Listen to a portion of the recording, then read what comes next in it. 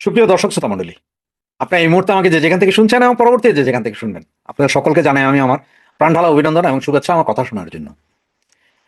ঘন্টা ৩ আগে আমি আপনাদেরকে একটা ভিডিও দিয়েছিলাম যেখানে বলেছিলাম যে হাদী সাহেব গুলিবিদ্ধ, বাকি ৪৯ জন কারা? এটা তো ফার্স্ট উইকেটে গুলিবিদ্ধ, বাকি ৪৯ জন আর কারা?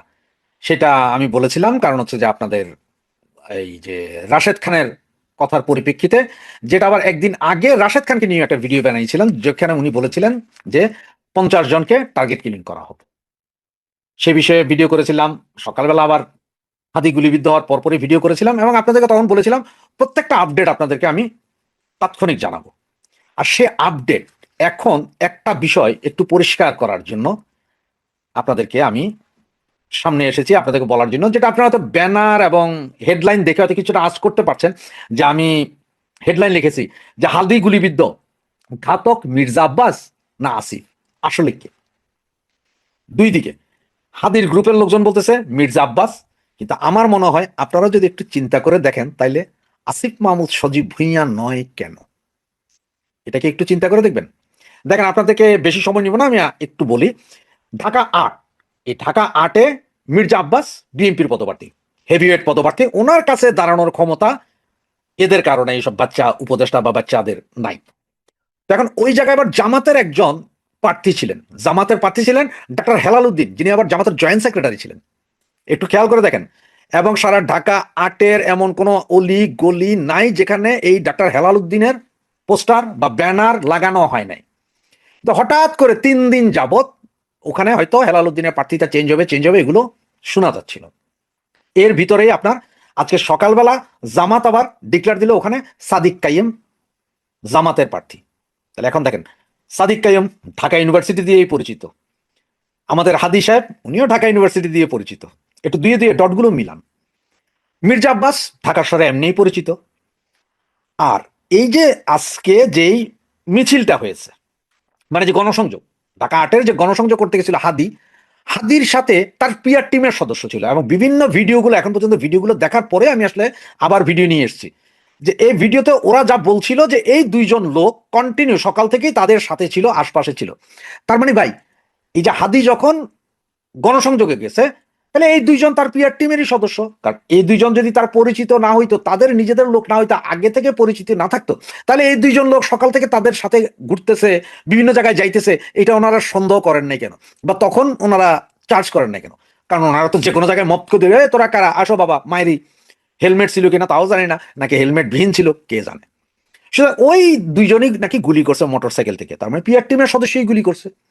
এখন আমি যে বলছি আসিফ মাহমুদ সজীব ভুঁইয়া নয় কেন, কেন মির্জা আব্বাস, কেন আসিফ মাহমুদ সজীব ভুঁইয়া নয়, এটা একটা কারণ আছে। দেখেন, এই হাদিস তার পিআর টিমের সদস্য এবং আরো বেশ কিছু ছোট ছোট ছোট ছোট রাজনৈতিক দল যারা আছে, তারা এই আসিফ মাহমুদ সজীব ভুঁইয়া, তারপরে ওই যে আপনার একটা আছে না, দান্তাল কি জানি নাম ওইটার, মাহফুজ, এদের দুর্নীতি নিয়ে কিন্তু ব্যাপক কথাবার্তা চলছিল যে তারা কিভাবে দুর্নীতি করছে, তাদের বাপেরা কিভাবে দুর্নীতি করছে। এগুলো কিন্তু কারা বলতেছিল? এই হাদি, সাউয়া হাদি আর কি, এরাই বলতেছিল। তো এইটার উপরে ব্যাপক বলতেছিল।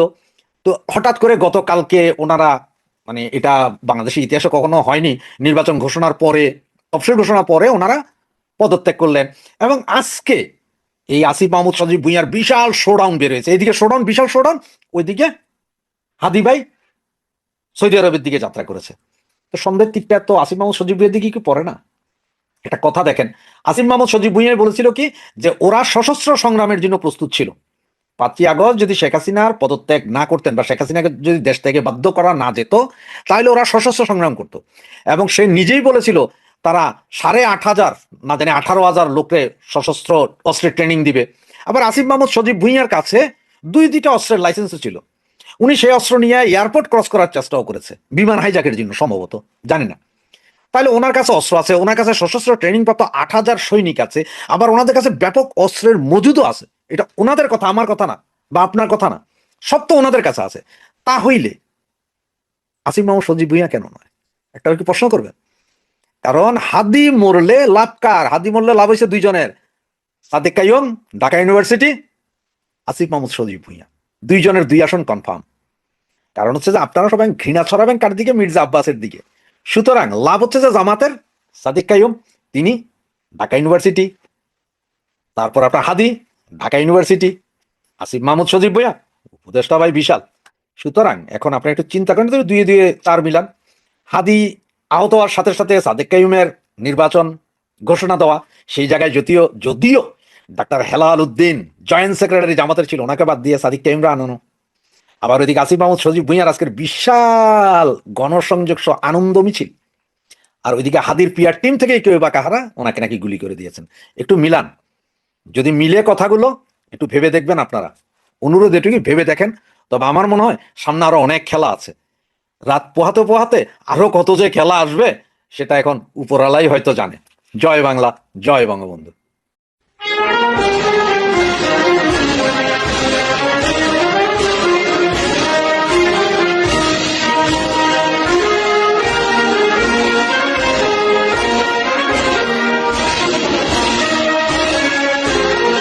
এটা একেবারে সুদক্ষ হাতে, প্রশিক্ষিত হাতে আপনার টার্গেট কিলিং ছাড়া তাহলে আর কি। যারা হাদিকে হত্যার চেষ্টা, আমি তো হত্যার চেষ্টা করবো, এটা এই যারা সিসিটিভি ফুটেজটা দেখেছেন তাদের কাছে কি কি বলেছে মনে হয়েছে, এই সিসিটিভি ফুটেজ দেখে বিশ্লেষণ করার জন্য সিআইডি অনেক বড় এক্সপার্ট, ডিবি অথবা ক্রাইম ইনভেস্টিগেশন টিমের কেউ, অথবা ফরেন্সিক বিশেষজ্ঞ, অথবা একেবারে নিরাপত্তা বিশ্লেষক, সোজা বাংলায় যে আর্মি অফিসার হওয়ার মধ্যে প্রয়োজন পড়ে না, মানে সে খুব খুব ওয়েল ট্রেন্ড কমান্ডো যারা, তাদের সেই টাইপের বিশেষজ্ঞ দরকার। কারণ এটা কাজটা দেখলে বোঝা যায় যেটা কমান্ডো লেভেলের কাজ।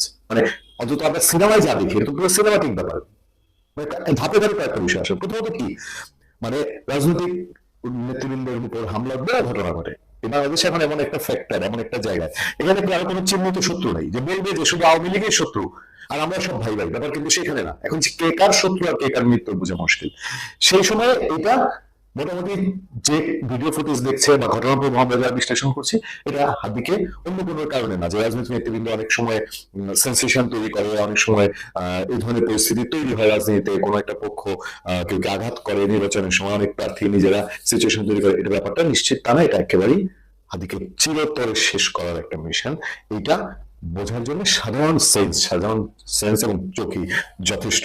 আপনারা যারা সিসিটিভি ফুটেজ আমি আবার বলছি, তাদের কাছে কি এইটা প্রথমে মনে হয়েছে নিশ্চিতভাবে হাদিকে শেষ করার জন্য। তারপরের যে ধাপটা, এই ধাপটা হওয়ার জন্য কমান্ডো হওয়া লাগে না। দেখেন, এই বাংলাদেশে বহু মানুষ হয়তো ধরেন যারা আমাদের বয়সী, তারা শৈশব বেলায় যখন এই বাংলাদেশে যাদের বৈধ অস্ত্র থাকে, তারা যখন শিকার করতেন, শিকার যখন নিষিদ্ধ হয় দেখেছেন তো। এখন সিম্পল উদাহরণ দিয়ে বলি, একটা এই ঘরোয়া টাইপের শিকারী দেশের তারও একটা টার্গেট করার জন্য বহু সময় নিয়ে চেষ্টা করে, তারপরেও মানে এসব ছোট পিস্তলের হাতে না, অন্য যেসব আগের দিন আমরা বন্দুক দেখতাম সিনেমা, যেসব বন্দুক, সেগুলো দিয়ে টার্গেট করতে বহু কাঠখড় পোড়াতে হয়। এখানে যে ঘটনাটা ঘটেছে, একদম রিক্সায় যাচ্ছে হাদি, মোটরসাইকেলে আসলো এবং চলন্ত জায়গা থেকে, এবং যেই পয়েন্ট গুলো মানুষের শরীরে বলা হয়, যেমন আমাদের সঙ্গে নজর আক্তার, তিনি সাবেক সাময়িক কর্মকর্তা, তিনি বলছেন এটা কান টার্গেট করে যখন করা হয় মানুষকে মানে মেরে ফেলার জন্য, সেটা করাই হয় কান অথবা একেবারে হার্ট, এই দুইটা জায়গা থেকে চিহ্নিত করে যখন টার্গেট করা হাদির ক্ষেত্রে ঠিক তাই করা হয়েছে। এবং এই লোকগুলো তারা নিরাপদে এই জায়গা থেকে পালিয়ে যেতে পেরেছে। এবং সিসিটিভি ফুটেজ বিশ্লেষণের পরে নানান দিক থেকে আলোচনা আসছে যে তার সাথে এই কিনারা কি ক্যাম্পিং এ ছিল কিনা। আচ্ছা, আগে সিসিটিভি ফুটেজের বিষয়টা যতটুকু বিশ্লেষণ হয়েছে আপনারা তো দেখছেন, তারপরে আমি বলি যে ইনকিলাব মঞ্চের মুখপাত্র ঢাকা ৮ আসনের সম্ভাব্য স্বতন্ত্র প্রার্থী শরীফ ওসমান হাদি দুর্বৃত্তদের হাতে গুলিবিদ্ধ হওয়ার ঘটনার দুটি ভিডিও ফুটেজ সোশ্যাল মিডিয়ায় ছড়িয়ে পড়েছে। তাকে খুব কাছে থেকে গুলি করা হয়েছে শুক্রবার জুমার নামাজের পর রাজধানী বিজয়নগরে। ঘটনা উল্লেখ করা হয়েছে 2:35 সবাই টাইম বলছে। ঘটনাস্থলের কাছাকাছি একটি ভবনের সিসিটিভি ফুটেজে দেখা যায় 2:20 মিনিটের দিকে গুলির শব্দ শোনা যায়। 20 মিনিটে এর কয়েক সেকেন্ড পর একটি মোটরসাইকেলকে সড়ক দিয়ে দ্রুত পালিয়ে যেতে দেখা যায়। এরপর আশপাশের লোকজন আতঙ্কিত হয়ে পড়েন। অন্য একটি সিসি ফুটেজে দেখা যায় একটি ব্যাটারি চালিত রিক্সায় করে যাচ্ছিলেন হাদি। এ সময় ওই অটো রিক্সাটির পিছনে একটি মোটরসাইকেল রিক্সাটির ডান পাশ ঘেঁষে, মানে দেখেন একেবারে রিক্সার ডান পাশ সে জায়গা নিয়েছে মোটরসাইকেলটা, ঘেঁষে যাওয়ার সময় মোটরসাইকেলের পেছনে বসা একজন হাদিকে লক্ষ্য করে গুলি ছোড়ে। এরপর মোটরসাইকেলটি দ্রুত ঘটনাস্থল ত্যাগ করে। হাদির মাথায়, কানের নিচে এবং পায়ে আঘাতের চিহ্ন হচ্ছে। পায়েরটা ধারণা করা হচ্ছে তিনি পরে রিক্সা থেকে পড়ে গিয়ে ব্যথা পেয়েছেন। হাদিকে সব শেষ তার একটা প্রাথমিক অপারেশন শেষে ঢাকা মেডিকেল হসপিটাল থেকে এবার কেয়ার হাসপাতালে ট্রান্সফার করা হচ্ছিল। আমরা যখন এই খবর বুঝছি হয়ে গেছে ঘটনা, বর্তমানে ঘটনাস্থল রশিদ দেখিয়ে রেখেছে র্যাব পুলিশও, ডিবি সহ আইনশৃঙ্খলা পরিস্থিতি। তারপর যে তথ্যগুলো উঠে আসছে সেই তথ্যগুলো আরো সাংঘাতিক। যে পুলিশের সিসিটিভি ফুটেজ ও হাদি জনসংযোগ টিমের ছবি বিশ্লেষণ করে নিশ্চিত হওয়া গেছে আজ শুক্রবার 12 ডিসেম্বর বাইক থেকে গুলি ছোড়া দুই ব্যক্তি মতিঝিল ওয়াবদা মাদ্রাসা এলাকায় ওসমান হাদির জনসংযোগে মাস্ক পরা অবস্থায় অংশ নিয়েছিলেন। দ্য ডিসেন্ট তাদের অনুসন্ধানের তথ্য জানিয়েছে। দ্য ডিসেন্টের অনুসন্ধান বলছে গুলিকারী দুজনের মধ্যে একজনের গায়ে কালো পাঞ্জাবি, কালো মাস্ক, গলায় চাদর এবং পরনে আকাশি রঙের প্যান্ট ছিল। অন্যজনের গায়ে কালো ব্লেজার, কালো মাস্ক, চোখে চশমা, পায়ে চামড়া রঙের জুতা ছিল। জনসংযোগে অংশ নেয়া ওই দুই ব্যক্তির পোশাক হামলাকারী দুই বাইক আরোহীর পোশাকের সাথে হুবহু মিলে গেছে। মানে সিসিটিভি ফুটেজে যে দুজনকে দেখা যাচ্ছে এবং জনসংযোগে দুইজন ছিল dress up, same dress up. এবার তাহলে বলেন যে এইভাবে যদি টার্গেট কোনো কিলিং মিশন নেমে থাকে বাংলাদেশের নির্বাচনী প্রার্থীদের এভাবে করবে, তাহলে সিচুয়েশন কি ইঙ্গিত করে, কোন দিকে যাচ্ছে? মানে এটা এটা আপনারা জানেন নিশ্চয়ই, বা সারা দেশের মানুষের কাছে এর মধ্যে বাংলাদেশের রাজনৈতিক দল সবগুলো তারা বিক্ষোভে ফেটে পড়েছে। বাংলাদেশের জামাত ইসলামী, বাংলাদেশের জাতীয়তাবাদী দল বিএনপি এবং গণঅধিকার পরিষদ, অন্যান্য অর্গানাইজেশন গুলো। এবং সন্ধ্যার পরপরই ঢাকায় বিশাল মিছিল হয়েছে, বেশ বড় মিছিল। সেই মিছিল থেকে তাদের উপরে এই ধরনের হামলা এবং এটা শঙ্কা জানানো হচ্ছে যে এই যে নির্বাচন তফসিল ঘোষণা হলো তার 24 ঘন্টা না যেতেই একজন আক্রান্ত হলেন, এবং সেটা যদি পেশাদার গ্রুপ করে থাকে, যে তিনটে বিষয় আপনাকে শুনতে রয়েছে। এক হচ্ছে আজকে চেয়েটা শেষ করার জন্য, নাম্বার 2 হচ্ছে টার্গেটটা এমন ভাবে করা হয়েছে যে সেটা কি সহজে প্রশ্ন ওঠে কিনা যে এটা পেশাদার ছাড়া সম্ভব না। এবং দিনে দুপুরে রাজধানীর প্রাণ কেন্দ্র একদম বিজয়নগরের মেইন রোডে এই ঘটনা। শুক্রবার দিন যে টাইমটা আপনারা খেয়াল করে দেখবেন 2টা 10, 20, 30 এই সময় পর্যন্ত নামাজ পড়া মানুষ তখনও সবাই ঘরে ফিরে যায় না। তখন অসংখ্য মসজিদের সামনে রাস্তাঘাটে মুসল্লিরা তারা অপেক্ষা করেন, তারা গল্প করেন এবং রাস্তাঘাটে মানুষজন থাকে। হাদিও একটা নামাজের পরপরই তিনি আরেকটা জনসংযোগের জন্য যাচ্ছেন। সেই সময়ে এই ভয়ঙ্কর ঘটনা খুব সহজভাবে হিসাব করার কি পারিবারিক প্রসঙ্গ হচ্ছে। এটা কি টার্গেট? যে হাদি ব্যক্তিগত টার্গেট যে প্রতিদ্বন্দ্বী প্রার্থী হিসাবে, এটা তো কেউ অত সহজে মেলাতে চায় না। এবং তার প্রতিদ্বন্দ্বী প্রার্থী কারা, সে তো ওই লেভেলে যে মির্জা আব্বাসকে চ্যালেঞ্জ করার মতন প্রার্থী হয়ে গেছেন। এটা কি কেউ সহজে মনে করা শুরু করেছিল যে তিনি মির্জা আব্বাসকে চ্যালেঞ্জ করে ফেলতেন পারছেন? তো ঢাকা আটে মির্জা আব্বাস তার সেই আজ থেকে না, তার সে ওইখানকার একেবারে স্থায়ী বাসিন্দা, তার জন্ম, বেড়ে ওঠা, তার পুরো বেড়ে ওঠা। বলতে পারেন যে যারা আদি মানুষজন, ভাসমান আমাদের মতন মানুষজন ছাড়া তারা তারা সবার সাথে সবাই মির্জা আব্বাস তাদের একটা রিলেশন আছে। ওই জায়গাটা বড়ই হবে। ওখানে মির্জা আব্বাস প্রতিদ্বন্দ্বী হইতে হলে আওয়ামী লীগ সাবের হোসেন চৌধুরী এরকম হইতে হবে, সাবের হোসেন চৌধুরী প্রতিদ্বন্দ্বী হইতে হলে বিএনপি মির্জা আব্বাস হইতে হবে। এর বাইরে ওখানে ঠিক জমে ওঠে না। তো সেই জায়গায় তাহলে ঘটনা কি, সাবির যদি টার্গেট না হয় তাহলে এই তফসিল ঘোষণার পর এরকম একটা ঘটনা ঘটিয়ে রাজধানীর ভেতরে ঘটিয়ে কোন একটা বড় রকম সিচুয়েশন তৈরি করার ইঙ্গিত দেয়া, যে রাজধানীর মধ্যে এরকম একটা ঘটনা ঘটে ফেললাম, হাদি যেহেতু আলোচিত লোক, সেরকম একটা কিছুর ইঙ্গিত করে কিনা, মানে সামনে আরো বড় খারাপ কিছু ইঙ্গিত করে কিনা। নানান জল্পনা কল্পনা শেষে অনেক সমীকরণকে সামনে রেখে ঘোষিত হয়েছে ত্রয়োদশ জাতীয় সংসদ নির্বাচনের তফসিল। কিন্তু সেই ঘোষণার 24 ঘন্টার মধ্যে গুলিবিদ্ধ হয়ে হাসপাতালে ভর্তি হয়েছেন ঢাকা 8 আসনের স্বতন্ত্র প্রার্থী ও ইনকলাব মঞ্চের মুখপাত্র শরীফ ওসমান হাদি। শুক্রবার জুমার নামাজের পর রাজধানীর বিজয়নগরের কালভার্ট রোড এলাকায় গুলির ঘটনা ঘটে। দর্শক, ইতিহাসের স্মরণকালের প্রশ্নহীনতা, বেহাল আইন শৃঙ্খলা এবং সংঘাতপূর্ণ রাজনৈতিক আবহের মধ্যে এসেছে ভোটের ঘোষণা।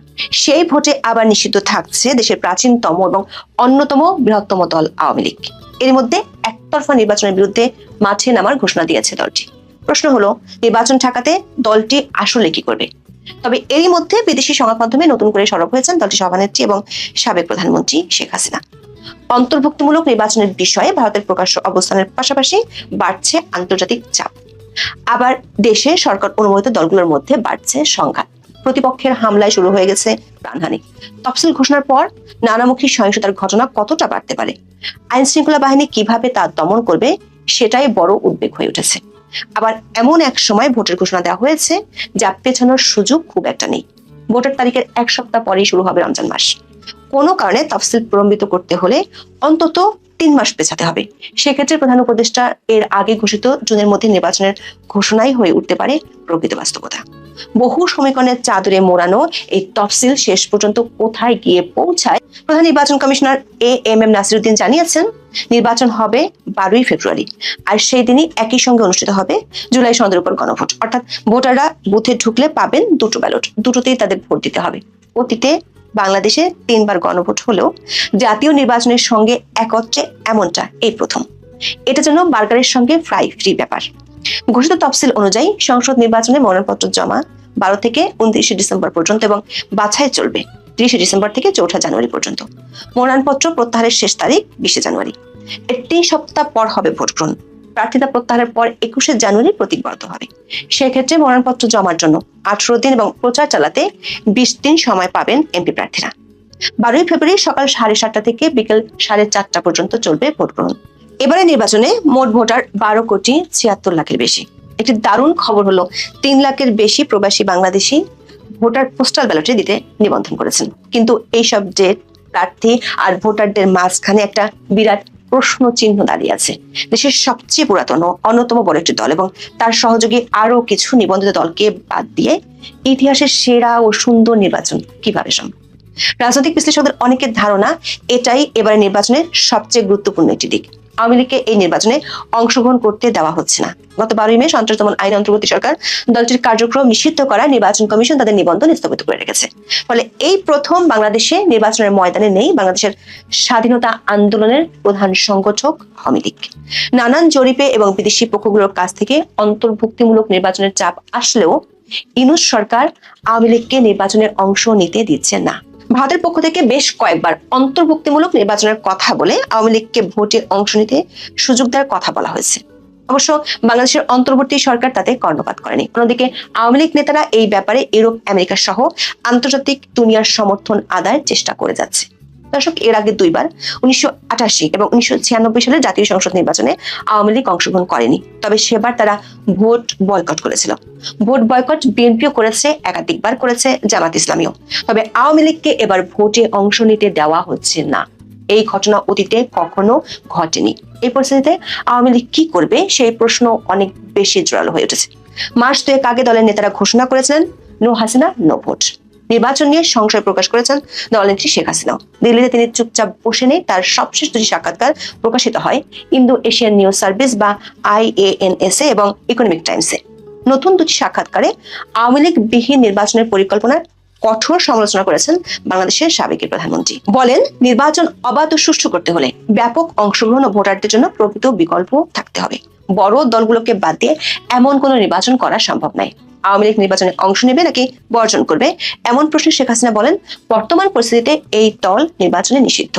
এটি কোনো বর্জন নয়, এটি লাখ লাখ ভোটারের ভোটাধিকার হরণ। নির্বাচনের সময়ও এই অবস্থা বজায় থাকলে আওয়ামী লীগের সমর্থকেরা ত্রুটিপূর্ণ ভোটে শরিক না হয়ে ঘরে বসে থাকবে। কিন্তু তফসিল ঘোষণার রাতেই দেখা গেছে আওয়ামী লীগ আসলে ঘরে বসে নেই। কার্যক্রম নিষিদ্ধ থাকা দলটি রাজধানীর গণভবন, ডেমরা সহ বেশ কয়েকটি এলাকায় মিছিল করেছে। ঢাকার বাইরে বেশ কয়েকটি জেলায় তারা মিছিল করেছে। যদিও দিনই উপদেষ্টা পরিষদের বৈঠকে সিদ্ধান্ত নেওয়া হয়েছিল বেআইনি যে কোনো ধরনের আন্দোলন ঠেকাতে কঠোর হবে সরকার। সবশেষ তথ্য অনুযায়ী গাজীপুর, বগুড়া, নরসিংদী, রাজবাড়ী, কুমিল্লা, চাঁদপুর ও গোপালগঞ্জের বিভিন্ন স্থানে মশাল মিছিল হয়েছে বলে জানা গেছে। দর্শক, এবার আসি প্রধান নির্বাচন কমিশনার AMM নাসির উদ্দিনের ভাষণের দিকে। তিনি ভোটারদের আহ্বান জানিয়েছেন, ভোট যে শুধু নাগরিক অধিকার নয় বরং পবিত্র আমানত দায়িত্ব, সেটা মনে রাখতে। তার বিশ্বাস, ভোটাররা নির্ভীক হয়ে এই আমানত সচেতন ভাবে পালন করবে। কিন্তু প্রশ্ন হলো, আওয়ামী লীগের সমর্থকেরা তাদের এই পবিত্র আমানত কোথায় রাখবেন? সেই প্রেসক্রিপশন কিন্তু CAC দেননি। ভোটের মাঠের অবস্থা নিয়ে নানান সংশয়ের মধ্যেও CAC ভোটারদের বলেছেন নির্ভীক হতে।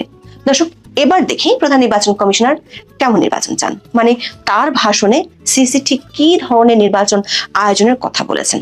CAC তার ভাষণে মানসম্মত নির্বাচন, সুন্দর নির্বাচন, সুষ্ঠু নির্বাচন এবং নিরপেক্ষ নির্বাচনের কথা বলেছেন।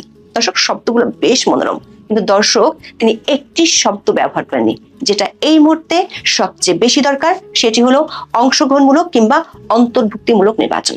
ব্যাপারটা অনেকটা এমন, আপনি রেস্টুরেন্টে গিয়ে বললেন, আমার জন্য একটি গরম, সুস্বাদু এবং একটি সুন্দর ডিশ নিয়ে আসুন। কিন্তু যখন শেফ এসে বললেন, আপনাদের মেনুর প্রধান আইটেমটি আজ নিষিদ্ধ, তখন সৌন্দর্য দিয়ে কি হবে?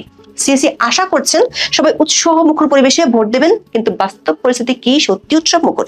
CAC যখন উৎসবের কথা বলছেন, তখন দেশের পরিস্থিতি কিন্তু অন্য কথা বলছে। বিশ্লেষকরা অনেকদিন ধরে বলছেন, লুঠা অস্ত্র উদ্ধার না হওয়া এবং আইন শৃঙ্খলার বর্তমান পরিস্থিতিতে সুষ্ঠু নির্বাচন কঠিন। তফসিল ঘোষণার দিনই রাজধানীতে কি ঘটলো? দিনে দুপুরে ঢাকায় খুনের ঘটনা ঘটেছে। এটা এখন কম বেশি রোজকার খবর। ঢাকা বিশ্ববিদ্যালয়ে ঘটেছে শিক্ষক লাঞ্ছনার ঘটনা, আর সচিবালয়ে ছড়িয়ে পড়েছে কর্মচারীদের আন্দোলনের তাপ। যেখানে ভাতার দাবিতে আন্দোলন করে পুলিশ 4 জনকে হেফাজতে নিয়েছে। ডিএমপি জানায় রোববার থেকে সচিবালয় বন্ধের হুঁশিয়ারি দেওয়া হয়েছে, সে কারণে আটক হন 4 জন। রাজধানীর তেজগাঁও কলেজ শিক্ষার্থীরা সাকিবুল হাসান রানা হত্যার প্রতিবাদে ফার্মগেট অবরোধ করেন। এর একদিন আগে চট্টগ্রাম মিরসরাই বিএনপি কর্মীদের হামলায় প্রাণ হারান বৈষম্য বিরোধী ছাত্র আন্দোলন কর্মী তাহমিদুল্লাহ। এ ধরনের খবর সংবাদ মাধ্যমে এখন নিয়মিত। এই পুরো চিত্র দেখলে মনে হয় একদিকে সরকারি মিত্র দলগুলোর মধ্যে সংঘাত বাড়ছে, অন্যদিকে আইনিভাবে নিষিদ্ধ আওয়ামী লীগের মিত্র দলগুলোর উপর রয়েছে অলিখিত নিষেধাজ্ঞা।